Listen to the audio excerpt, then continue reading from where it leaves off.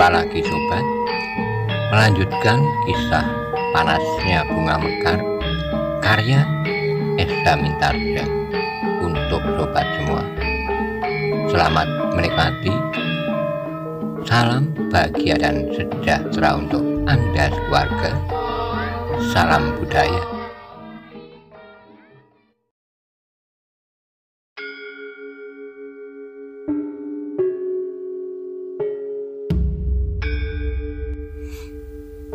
Pada episode sebelumnya dikisahkan, Maisa Bungalan telah mohon diri kepada warga Padepokan Kenanga untuk pergi ke Padepokan Watu Kendeng. Bagaimana kisah selanjutnya? Simak bersama-sama. Tetapi akhirnya kudanya pun berderap mendekati regol sebuah padepokan yang tidak banyak berbeda dengan Padepokan Kenanga. Padepokan kecil yang bagi lingkungannya merupakan daerah yang cukup menjadi pusat perhatian. Padukuhan-padukuhan di sekitar Padepokan Watu Kendeng, seperti juga Padepokan Kenanga, menganggap pemimpin padepokan itu sebagai seorang yang terhormat dan memiliki kelebihan dari orang-orang kebanyakan. Ketika Maisa Bungalan mendekati pintu gerbang, rasa-rasanya ia masih menyentuh perasaan duka yang sangat mendalam dari isi padepokan itu. Beberapa orang penghuni Padepokan Watu Kendeng yang melihat seseorang mendekati regol segera menyongsongnya. Mereka yang tidak ikut pergi ke Padepokan Kenanga masih belum pernah melihat anak muda yang bernama Maisa Bungalan. Karena itu mereka menganggap seorang asing telah datang ke padepokan mereka. Tetapi ketika salah seorang yang ikut ke Padepokan Kenanga melihat kehadirannya, maka dengan tergesa-gesa menyampaikan hal itu kepada Ki Watu Kendeng. "Anak itu sudah datang?" bertanya Ki Watu Kendeng. "Ya, Kiai, ia sudah datang," jawab orang yang melaporkan. "Dengan siapa?" Sendiri." Ki Watu Kendeng mengulang. Namun ia pun kemudian dengan tergesa-gesa pergi ke pendopo. Maisa Bungalan masih berdiri termangu-mangu sambil memegangi kendali kudanya. Ketika ia melihat Ki Watu Kendeng, maka ia pun segera membungkuk hormat. "Terimalah kudanya, terimalah kuda anakku," berkata Ki Watu Kendeng kepada seorang cantrik yang berdiri termangu-mangu di halaman. Dengan tergesa-gesa, cantrik itu pun menerima kendali kuda Maisa Bungalan dan menuntunnya ke belakang. "Marilah Maisa Bungalan," Ki Watu Kendeng mempersilahkan. "Akhirnya kau datang juga ke rumah yang buruk ini." Maisa Bungalan tidak menjawab, tetapi ia pun kemudian naik ke pendopo dan duduk di atas sehelai tikar pandan yang putih terbentang di antara tiang-tiang yang berukir meskipun sederhana. Dalam pada itu nampaklah betapa gembiranya hati Ki Watu Kendeng dalam saat-saat ia berkabung sepeninggal anak dan adiknya. Kedatangan Maisa Bungalan dapat menjadi sedikit penawar, meskipun bagaimana juga nilainya tidak akan dapat mengimbangi anaknya sendiri bagi Ki Watu Kendeng. Meskipun segala sesuatunya pada Maisa Bungalan berlipat ganda dari kuda Pramuja, tetapi bagi Ki Watu Kendeng, kuda Pramuja adalah anak muda yang paling berharga baginya, karena anak itu adalah belahan kulit dagingnya sendiri. Namun kehadiran Maisa Bungalan akan dapat menjadi sekedar pengisi kekosongan di relung hatinya. Seperti kebiasaan, maka Ki Watu Kendeng bertanya tentang keselamatan Maisa Bungalan dan orang-orang yang ditinggalkan di Padepokan Kenanga. Kemudian baru ia bertanya tentang keadaan padepokan itu karena peristiwa terakhir yang telah terjadi. Maisa Bungalan kemudian menceritakan dengan singkat apa yang telah terjadi. Ia meninggalkan Padepokan Kenanga setelah semuanya dapat dianggap selesai. "Tinggallah di sini, Maesa Bungalan," berkata Ki Watu Kendeng. "Kau akan mendapat tempat seperti kau tinggal di rumahmu sendiri. Meskipun barangkali rumah ini lebih buruk dari rumahmu, dan apalagi rumah-rumah yang lain di kota raja, tapi hendaknya kau kerasan tinggal di sini." Maesa Bungalan menarik napas dalam-dalam. Tentu ia tidak akan membantah, tetapi ia menjadi cemas bahwa kelak ia akan sulit untuk meninggalkan padepokan itu. Ia dapat saja memaksa pergi, tetapi jika hal itu akan membuat hati orang itu pedih, maka ia pun akan menjadi ragu-ragu pula. "Biarlah aku pikirkan kelak," berkata Maesa Bungalan dalam hatinya. Demikianlah, maka sejak saat itu Maesa Bungalan berada di padepokan Watu Kendeng. Seperti di padepokan Kenanga, maka padepokan itu pun tidak banyak dipengaruhi oleh masalah-masalah yang rumit seperti yang dikenalnya di Singosari. Orang-orang Watu Kendeng memperhatikannya tidak berkisar terlalu jauh dari sawah, pategalan, ternak, dan sedikit masalah mengenai pakaian. Selebihnya beberapa orang telah mempelajari uragan-uragan seperti Ki Selo Bojro, maka Ki Watu Kendeng adalah orang pertama di padepokannya serta daerah di sekitarnya. "Kau dapat berbuat banyak di sini apabila kau sempat," berkata Ki Watu Kendeng. "Kau mempunyai ilmu Illinui. Mungkin sehitam kuku dapat kau berikan kepada orang-orang Watu Kendeng." Maesa Bungalan menarik napas dalam-dalam. Permintaan itu memang wajar sekali. Namun dalam pada itu, Maesa Bungalan selalu saja dibayangi oleh keinginannya untuk meneruskan perantauannya. Ia ingin menjelajahi daerah yang luas. Pada saatnya ia akan kembali ke Singosari kepada ayah dan keluarganya, kemudian menerima pengangkatan menjadi seorang prajurit di Singosari. Dalam pada itu, selama berada di padepokan Watu Kendeng, Maesa Bungalan telah berusaha menyesuaikan dirinya. Seperti para murid dan para cantrik, pagi-pagi benar ia sudah bangun dan mengerjakan pekerjaan sehari-hari. Jika matahari naik seperti penghuni-penghuni yang lain, Maesa Bungalan pun pergi pula ke sawah dan pategalan. Adalah di luar dugaan bahwa pada suatu ketika, selagi Maesa berada di sawah, Ki Selo Bojro telah berada di padepokan Watu Kendeng. Tidak banyak yang dibicarakan, karena Ki Selo Bojro pun tidak lama berada di padepokan Watu Kendeng. Ketika Maesa Bungalan kembali dari sawah, ia mendapati Ki Selo Bojro sudah hampir minta diri untuk kembali ke padepokan Kenanga. Berkata Ki Selo Bojro, "Terima kasih," jawab Maesa Bungalan. "Ternyata Ki Selo Bojro masih ingat padaku." Ki Selo Bojro tertawa, katanya, "Bagaimana aku dapat melupakanmu? Kau adalah orang yang pertama-tama mengalahkan aku. Hampir saja aku menjadi mata gelap. Untunglah aku segera menyadari kesalahanku." "Apa yang kalian bicarakan?" bertanya Ki Watu Kendeng. Ki Selo Bojro tertawa, katanya, "Kedatangannya hampir saja membuatku marah tanpa terkendali. Tapi akhirnya aku menjadi sangat malu kepada diriku sendiri. Apalagi setelah Maesa Bungalan dapat mengalahkan Gagak Branang."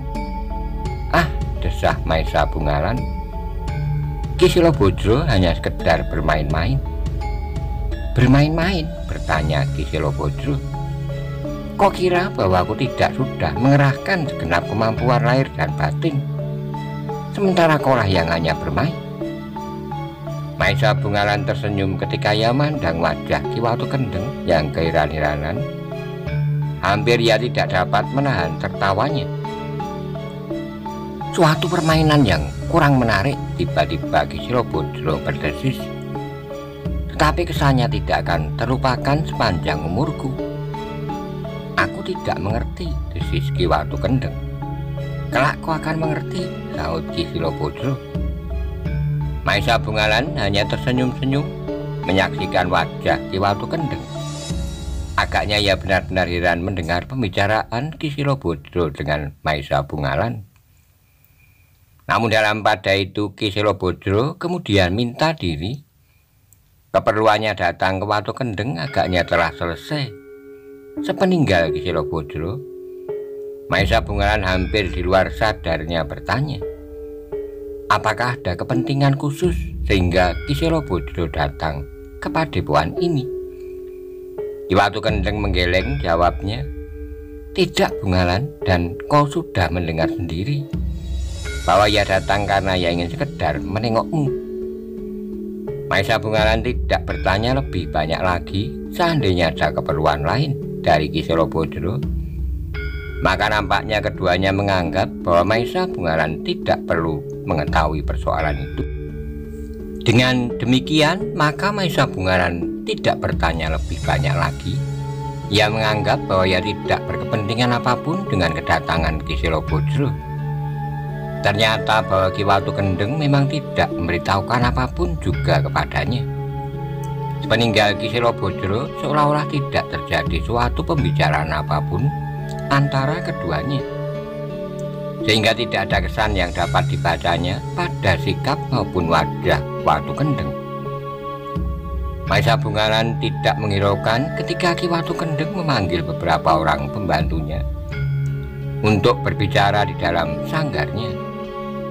Seolah-olah pembicaraan mereka sekedar pembicaraan yang tidak terlalu penting, yang menyangkut masalah padepokan Watu Kendeng. Ternyata pula bahwa di saat berikutnya Ki Watu Kendeng tidak mengatakan sesuatu kepadanya. Bahkan sampai hari berikutnya Ki Watu Kendeng bersikap seperti biasa, tanpa menyebut sama sekali pembicaraannya dengan Ki Silobodro. Namun ketika matahari turun ke barat dan Watu Kendeng mulai dibayangi oleh malam yang gelap, Ki Watu Kendeng telah memanggil Maesa Bungalan di pendopo. Maesa Bungalan menjadi berdebar-debar. Ia sudah hampir melupakan kunjungan Ki Silobodro. Namun agaknya kedatangan itu bukan tanpa tujuan apapun, seperti yang sudah diduganya. Ketika Maesa Bungalan sudah duduk di pendopo, maka rasa-rasanya ia dihadapkan pada suatu sikap yang sangat kaku, yang belum pernah nampak pada Ki Watu Kendeng. Sejenak Ki Watu Kendeng duduk diam menghadapi semangkok minuman hangat. Bahkan ketika ia berbicara, yang diucapkannya hanyalah kata-kata pendek. Minumlah Maesa Bungalan. Maesa Bungalan yang juga menghadapi semangkok minuman pun telah mengangkat mangkoknya dan meneguknya.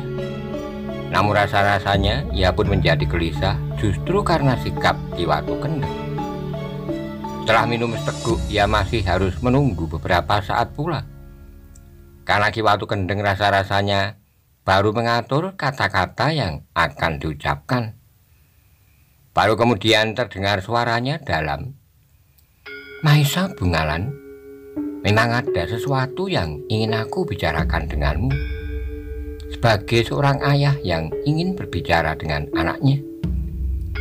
Debar jantung Maesa Bungalan terasa semakin cepat memukul dinding hatinya. Sekilas dipandangnya wajah Ki Watu Kendeng yang tunduk. Namun kemudian Maesa Bungalan pun menundukkan kepalanya pula. Maesa Bungalan, berkata Ki Watu Kendeng, sebelumnya aku ingin bertanya kepadamu, apakah kau sudah dapat menempatkan dirimu benar-benar seperti anakku sendiri? Maesa Bungalan menjadi bingung. Untuk sejenak ia diam termangu-mangu. Bagaimana ia akan menjawab pertanyaan itu? Maksudku, apakah kau benar-benar menerima aku sebagai ayah angkatmu dengan ikhlas? Betapapun juga akhirnya Maesa Bungalan menjawab, ya Ki Watu Kendeng, aku menerima kebaikan hati Ki Watu Kendeng dengan ikhlas. Ki Watu Kendeng menarik napas dalam-dalam. Dengan nada yang dalam ia melanjutkan, terima kasih atas sikapmu itu Maesa Bungalan. Maesa Bungalan menjadi termangu-mangu. Namun untuk beberapa saat Ki Watu Kendeng justru terdiam. Agaknya ada kegelisahan juga dalam hatinya untuk beberapa saat lamanya. Keduanya justru saling berdiam diri. Keduanya menundukkan kepala memandangi air hangat dalam mangkok masing-masing. Sekali-kali tangan Maesa Bungaran menyentuh mangkoknya, namun ia tidak mengangkatnya dan meneguknya lagi. Jantung Maesa Bungaran justru merasa semakin cepat berdentang. Justru dalam kediaman, rasa-rasanya pendopo itu menjadi sangat tegang. Kediaman Ki Watu Kendeng menimbulkan berbagai macam tanggapan. Tapi Maesa Bungaran sama sekali tidak dapat menebak apa yang sedang dipikirkan oleh Ki Watu Kendeng. Namun ia mencoba untuk menghubungkannya dengan kedatangan Ki Selobodro di padepokan itu. Untuk sejenak keduanya masih berdiam diri. Namun akhirnya setelah Ki Watu Kendeng menarik napas dalam-dalam, akhirnya ia berkata, "Maesa Bungaran, ada yang penting yang ingin aku katakan kepadamu sebagai seorang ayah kepada anaknya. Aku tidak dapat ingkar bahwa kedatangan Ki Selobodro bukannya tanpa masalah. Aku telah lebih dahulu datang ke padepokan Kenanga tanpa setahumu. Sehari kemudian Ki Selobodro telah datang pula ke padepokan ini." Maesa Bungaran menarik napas dalam-dalam. "Dengarlah," berkata Ki Watu Kendeng. "Sebagai orang tua, maka aku mempunyai keinginan tertentu. Beberapa saat yang lampau, aku pernah datang kepada Ki Selobodro untuk menyampaikan niatku yang pernah aku katakan sebelumnya. Meskipun saat itu tidak bersungguh-sungguh, aku ingin mengikat hubungan antara padepokan ini dengan padepokan Kenanga dengan ikatan kekeluargaan. Tetapi kau tahu sendiri apakah yang telah terjadi dengan anakku dan adikku." Maesa Bungaran menundukkan kepalanya dalam-dalam. "Tetapi keinginan itu tidak pernah pudar dari dadaku.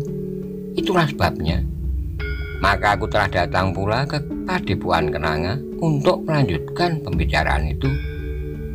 Maesa Bungaran menjadi heran, tetapi ia tidak bertanya sesuatu. Ia masih ingin mendengarkan saja kelanjutan keterangan Ki Watu Kendeng. "Maesa Bungaran," berkata Ki Watu Kendeng, "ketika aku mendapat keyakinan bahwa niat itu tentu akan dapat dilanjutkan, maka pembicaraanku dengan Ki Selobodro pun menjadi bersungguh-sungguh. Setelah aku datang sekali kepadanya, ia telah membalas kunjunganku dengan membawa kemungkinan yang sangat mengembirakan." Sejenak Maesa Bungaran mengangkat wajahnya, namun wajah itu pun telah tertunduk lagi. "Maesa Bungaran," berkata Ki Watu Kendeng kemudian, "ternyata bahwa niat kami untuk mengikat kedua padepokan ini dengan ikatan kekeluargaan telah kita setujui bersama.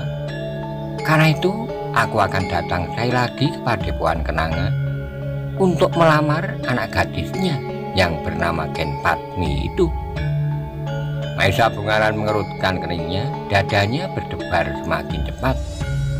Hampir di luar sadarnya ia bertanya, "Tetapi apakah Kudo Pramujo masih mempunyai saudara laki-laki?" "Aku masih mempunyai seorang anak laki-laki, Maesa Bungaran," jawab Ki Watu Kendeng. Maesa Bungaran mengerutkan keningnya, sementara Ki Watu Kendeng berkata selanjutnya, "Agaknya kali ini Ken Padmi tidak akan menolak seperti yang pernah dilakukan atas Kudo Pramujo." Terasa keringat dingin mulai mengalir di punggung Maesa Bungaran, tetapi ia masih menunggu apakah yang akan dikatakan oleh Ki Watu Kendeng seterusnya. Ternyata dugaan Maesa Bungaran tidak meleset. Dengan suara sendat, akhirnya Ki Watu Kendeng berkata, "Maesa Bungaran, aku akan datang ke padepokan Kenanga untuk melamar Ken Padmi bagi anak angkatku." Wajah Maesa Bungaran menjadi merah meskipun ia sudah menduganya. Sejenak ia terbungkam oleh gejolak di dalam dadanya. Ada seperti kegirangan melonjak di hatinya.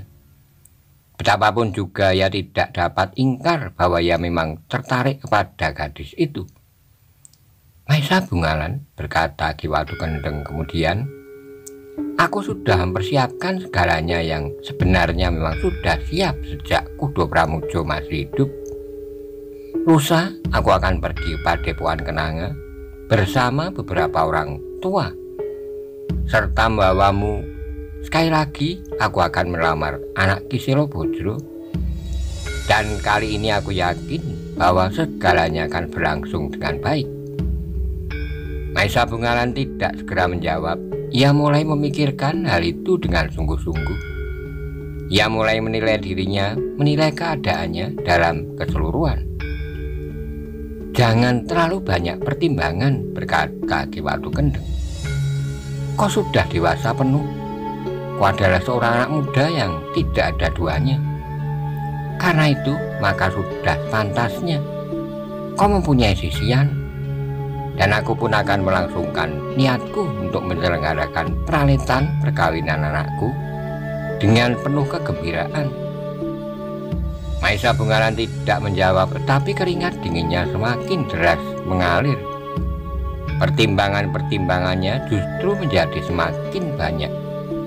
Dia tidak ingin berbuat suatu kesalahan yang akan berakibat pahit baginya. Kau diam saja, Maisa Bungalan.